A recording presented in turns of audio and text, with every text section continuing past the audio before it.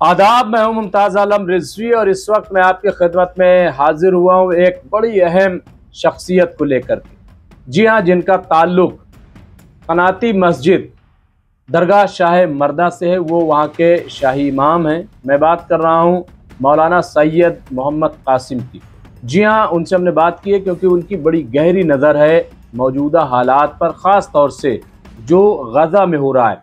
उन्होंने इस सिलसिले में बात करते हुए कई अहम नुकात की तरफ इशारा किया है। उन्होंने बताया कि आज जो इजराइल जुल्म कर रहा है उसके असबाब क्या हैं।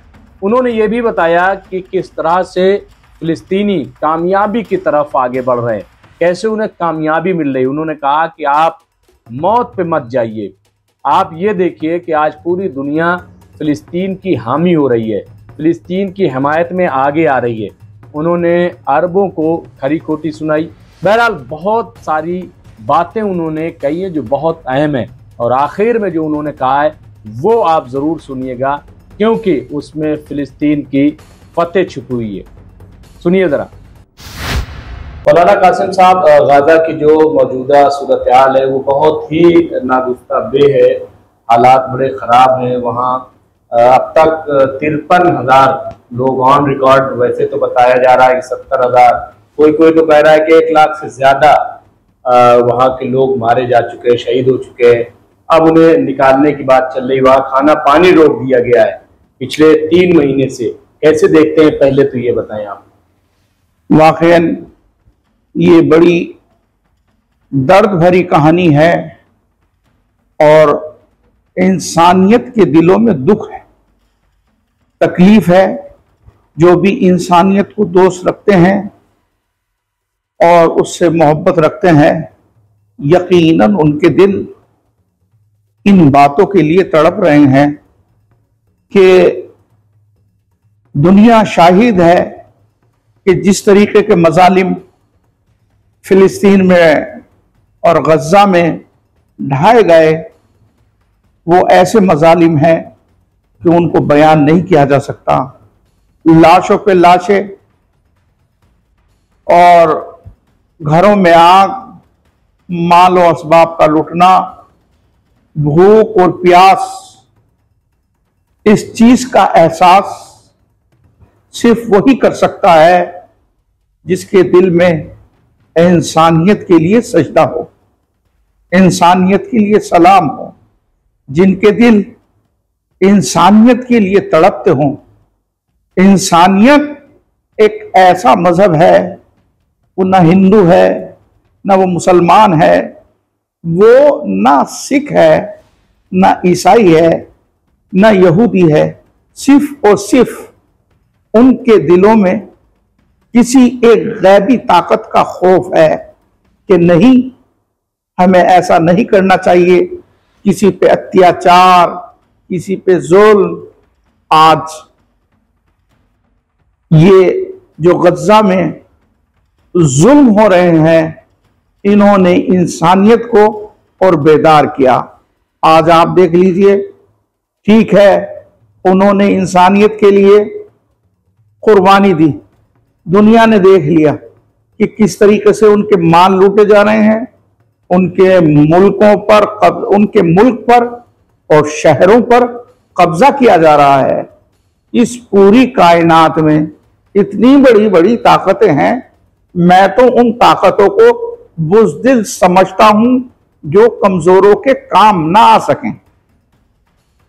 इजराइल के जो शैतानी ताकत है, जो इंसानियत का खुला हुआ दुश्मन है, यानी जितने भी ऐसे बोसीदा अल्फाज हैं या और उससे भी हकीर अल्फाज हैं, उससे इस इजराइल को नवाजा जाए तो वो भी कम है। वाकईन ये ऐसी शैतानी ताकतें हैं कि इन्होंने अपने तोपखाने, बंदूकें, अपनी कुव्वतें मासूम बच्चों पर इस्तेमाल की। वो मासूम बच्चे जो अभी दुनिया में नहीं आए और मां के पेट में हैं। ऐ दुनिया वालों, आप मुझे ये बताओ उन मासूम बच्चों का क्या कसूर है कि जो अभी दुनिया में नहीं आए उनको कत्ल कर दिया गया, अभी वो वजूद में नहीं आए उनको मार डाला गया। औरतों पर जो लोग ये कहते हैं कि खवातीन के साथ ज्यादती नहीं होनी चाहिए, ये वो नारा लगाने वाले खुद ही खवातीन को मार रहे हैं, जेलों में डाल रहे हैं और उनके साथ वो सुलूक और वो बदतमीजी की जा रही है और फौज को इजाजत दी गई है कि जितना भी जुल्म और जो भी जुल्म तुम्हारी समझ में आए वो इनके साथ बर्ताव करो और हो रहा है। क्या लग रहा है आपको जिस तरह से अब पूरी दुनिया में एहतजाजात हो रहे हैं, आप लंदन देखिए, जर्मनी देखिए, इटली देखिए, यहाँ तक कि जॉर्डन में भी और कई मकामात पे और यूरोपीय कंट्री खास तौर से ममालिक वो आवाज उठा रहे हैं। कई मुल्कों ने कहा है बाइकआउट करेंगे इसराइल का।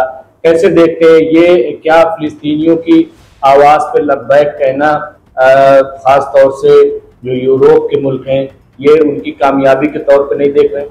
बिल्कुल, ये उनकी बहुत बड़ी कामयाबी है कि वो खाली हाथ हैं, ना उनके पास माल है, ना उनके पास कोई इस तरीके का सामान है कि दुनिया में वो अपनी आवाज पहुंचा सकें। ये अल्लाह की मदद है कि इंसानियत लोगों के दिलों में बेदार हुई।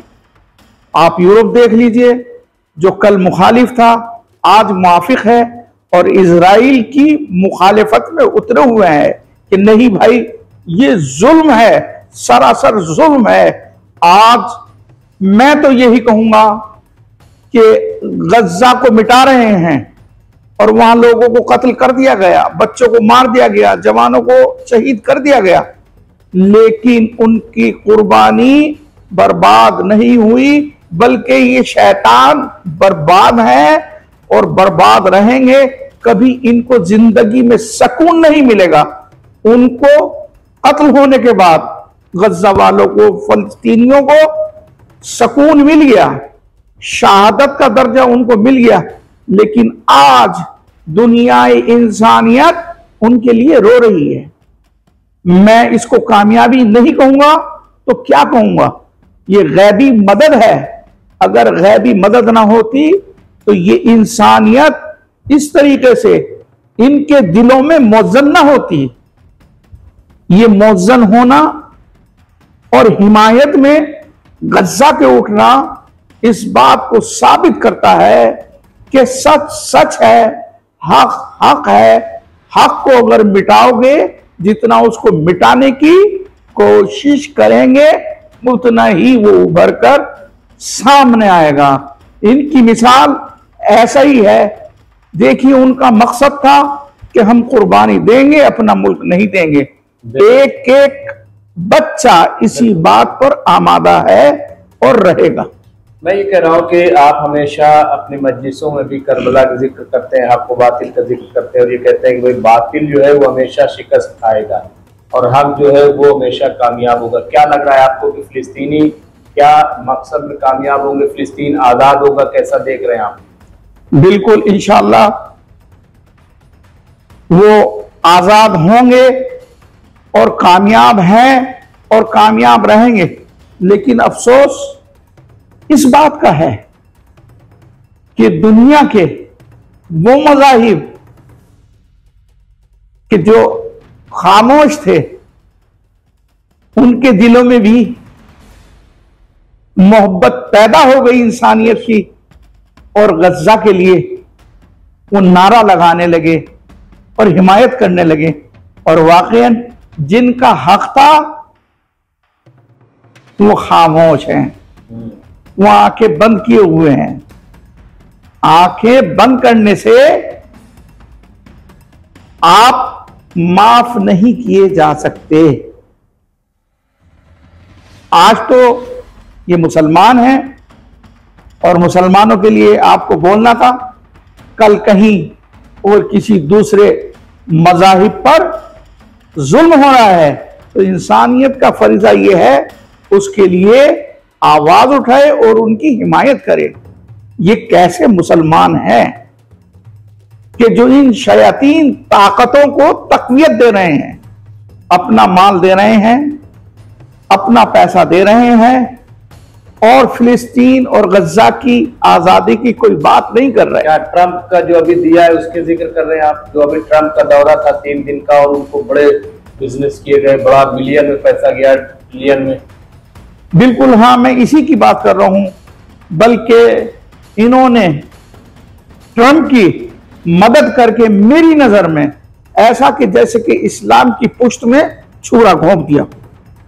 मैं ये कहूंगा कि इन्होंने इस तरीके से काम को अंजाम दिया, वरना तो सबसे पहली बात हाथ मिलाने से यही रखनी थी कि ये जो हमारे भाई बेवतन फिर रहे हैं, ना जिनके घर है, ना घर पे छत है, ना बिस्तर पे चादर है, ना चारपाई है, जिनका बिस्तर जमीन है, ना खाने को पानी है, खाने को खाना है, ना पानी है, और पानी अगर है तो टैंकों का है, गंदा है, बोसीदा है। घर के घर खाली हो गए। इंशाअल्लाह इनका भी इसी तरीके से एक दिन हिसाब किताब होगा।